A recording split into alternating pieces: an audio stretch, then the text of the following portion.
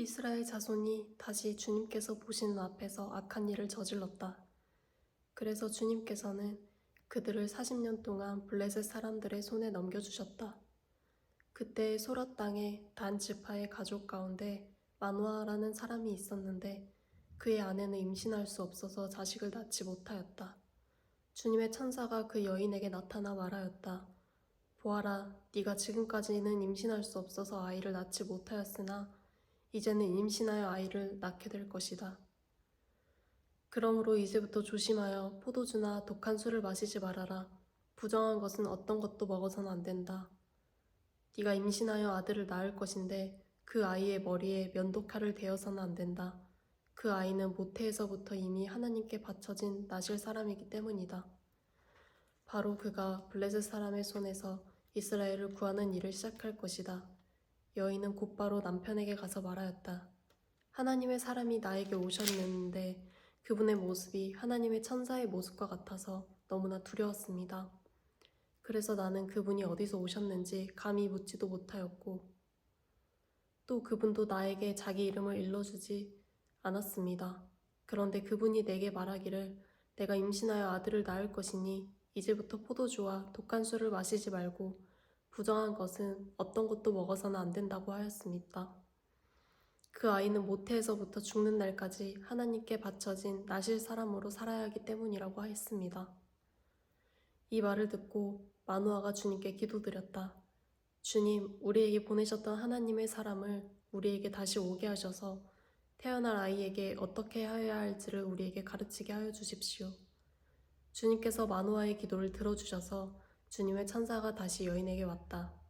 그때 그 여인은 밭에 앉아 있었는데 남편 마누아는 아내와 함께 있지 않았다. 그래서 그 여인은 급히 달려가 남편에게 말하였다.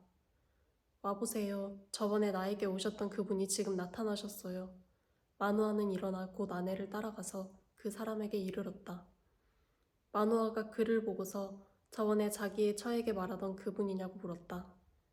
그가 그렇다고 대답하자 마누아는 그에게 지난번에 한 그 말이 이루어질 때에 그 아이가 지켜야 할 규칙은 무엇이며 또 그 아이가 할 일은 무엇이냐고 물었다. 주님의 천사가 마누아에게 일러주었다. 주님의 천사가 마누아의 아내에게 일러준 모든 것을 그 아이가 지켜야 하고 마누아의 아내는 포도나무에서 나는 것은 어떤 것도 먹어서는 안 되고 포도주와 독한 술을 마시지 않아야 하며 부정한 것은 어떤 것도 먹어서는 안 되고 주님의 천사가 마누아의 아내에게 명령한 모든 것을 마누아의 아내가 지켜야 한다고 말해주었다. 그러자 마누아가 주님의 천사에게 새끼 염소를 한 마리 잡아 대접할 터이니 잠시 기다려달라고 하였다. 그러나 주님의 천사는 마누아에게 기다리라면 기다릴 수는 있으나 음식은 먹지 않겠다고 하면서 마누아가 번제를 준비한다면 그것은 마땅히 주님께 드려야 할 것이라고 말하였다. 마누아는 그가 주님의 천사라는 것을 전혀 알지 못하였다. 그래서 마누아가 또 주님의 천사에게 이름만이라도 알려주면 말한 바가 이루어질 때에 그에게 그 영광을 돌리고 싶다고 하였다. 그러나 주님의 천사는 어찌하여 그렇게 자기의 이름을 묻느냐고 나무라면서 자기의 이름을 비밀이라고 하였다. 마누아는 새끼 염소 한 마리와 곡식 예물을 가져다가 바위 위에서 주님께 드렸다. 주님께서는 마누아와 그의 아내가 보고 있는 데서 신기한 일을 일으키셨다. 제단에서 불길이 하늘로 치솟자 주님의 천사가 제단의 불길을 타고 하늘로 올라갔다. 마누아와 그의 아내는 이것을 보고 얼굴을 땅에 대고 엎드렸다. 주님의 천사가 마누아와 그의 아내에게 다시 나타나지 않자 그제야 마누아는 비로소 그가 주님의 천사인 줄 알았다. 마누아는 아내에게 말하였다. 우리가 하나님을 보았으니 우리는 틀림없이 죽을 것이오. 그러자 그의 아내가 그에게 말하였다. 만일 주님께서 우리를 죽이려 하셨다면 우리의 손에서 번제물과 곡식 예물을 받지 않으셨을 것이며 또 우리에게 이런 모든 일을 보이거나 이런 말씀을 하지도 않으셨을 것입니다. 그 여인이 아들을 낳고서 이름을 삼손이라고 하였다. 그 아이는 주님께서 내리는 복을 받으면서 잘 자랐다. 그가 소라와 에스다올 사이에 있는 마하네단에 있을 때에 주님의 영이 처음으로 그에게 내렸다.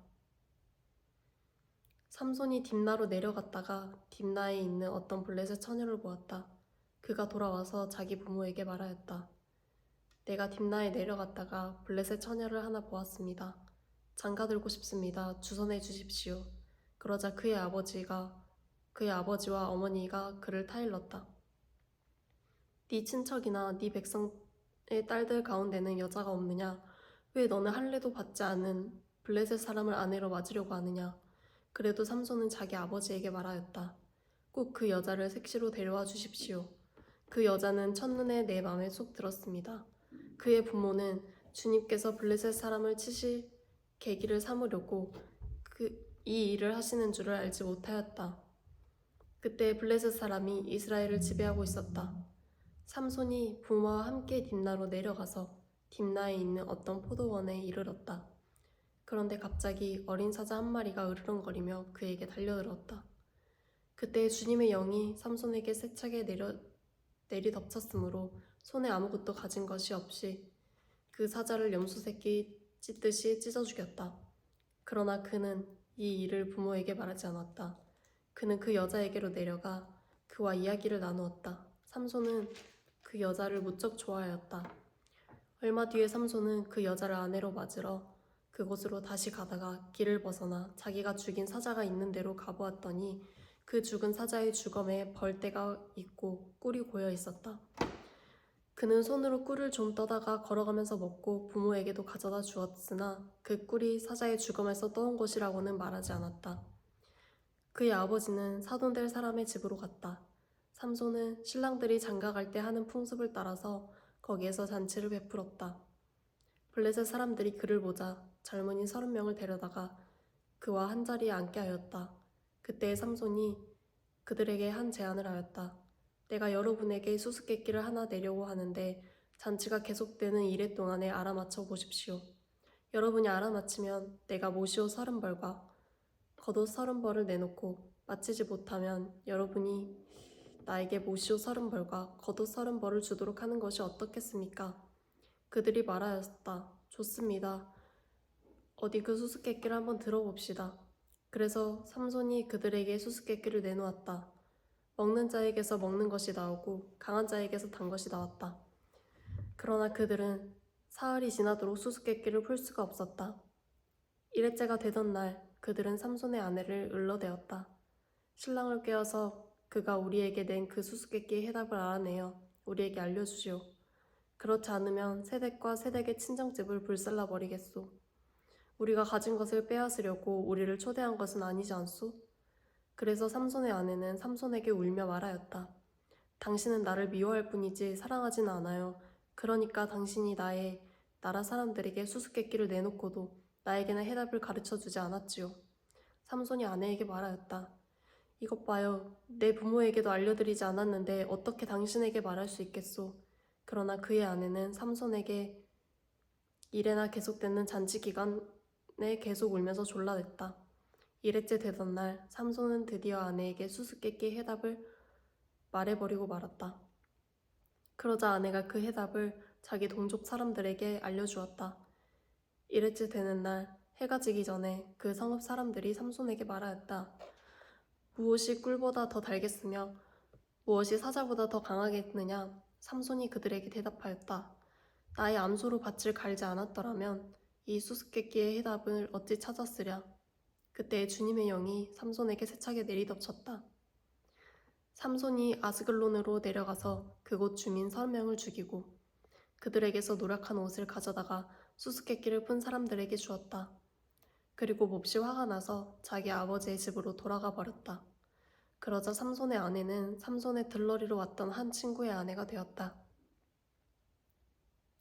이런 일이 있은 지 얼마 뒤에 밀 추수가 되었을 때에 삼손은 새끼 염소 한 마리를 가지고 아내를 찾아가서 장인에게 아내의 침실로 들어가게 해달라고 부탁하였으나 장인은 그가 아내 방에 들어가는 것을 허락하지 않았다. 그리고 장인은 다른 제안을 하였다. 나는 자네가 그 애를 몹시 미워한다고 생각하고 자네 친구에게 아내로 주었다네. 사실은 동생이 언니보다 더 예쁘니 부디 그 애를 아내로 삼아주게. 그러자 삼손이 그들에게 이번만은 내가 블레셋 사람들에게 어떤 손해를 끼친다 해도 나를 나무라지 못할 것이요 하고 말하면서 나가서 여우 300마리를 잡아 꼬리에 꼬리를 서로 비끌어 매고는 그 두 꼬리 사이에 가지고 간 회를 하나씩 매달았다. 그는 그 회에 불을 붙여 블레셋 사람의 곡식밭으로 여울을 내몰아서 이미 배에 쌓아놓은 곡식가리에 불을 놓았다. 불은 곡식가리뿐만 아니라 아직 배지 않은 곡식과 포도원과 올리브 농원까지 다 태워버렸다. 블레셋 사람들은 누가 그렇게 하였는지 알아보았다. 마침내 사람들은 딥낫 사람 곧 삼손의 장인이 삼손의 아내를 빼앗아 들러리 섰던 친구에게 아내로 주었기 때문에 삼손이 저지른 이름을 알게 되었다. 블레셋 사람들이 딥나로 올라가서 그 여자와 그 아버지를 불에 태워 죽였다. 그러자 삼손이 그들에게 말하였다. 너희가 이렇게 하였으니 내가 너희에게 원수를 갚기 전에는 가만히 있지 않겠다.